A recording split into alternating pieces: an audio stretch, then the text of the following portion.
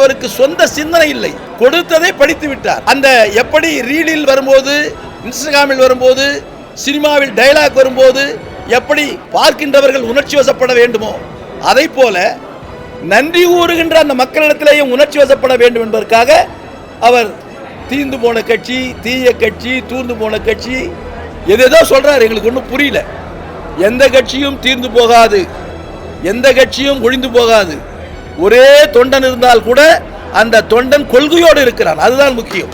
இன்று கம்யூனிஸ்டுகள் இருக்கிறது 100 ஆண்டு காலமாக இருக்கிறது. ஆட்சிக்கே வர முடியாது என்று தெரியும். ஆனால் அந்த பொது உடைமை கொள்கையிலே ஈடுபாடு உடையவர்கள் ஆட்சி பற்றி கவலைப்பட மாட்டார்கள். அதே போல்தான் அனைத்து இந்திய அண்ணா திராவிட முன்னேற்ற கழக தொண்டனும் இறுதி வரை போராடுவார். இதெல்லாம் அவருக்கு தெரியாது. ஏன்னா அவர் நடிகர் தானே, அங்கே சொன்னதை செஞ்சுட்டு இருந்தார். சரக்கு இல்லாத ஒரு முதலமைச்சர், அவ்வளோதான். அவர்கிட்ட நோண்டி கேட்டாலும் வேற மறுபடியும் எதனா ஒரு லெட்டர் கொடுத்தாங்கன்னா அதை சொல்லுவார், அவ்வளோதான்.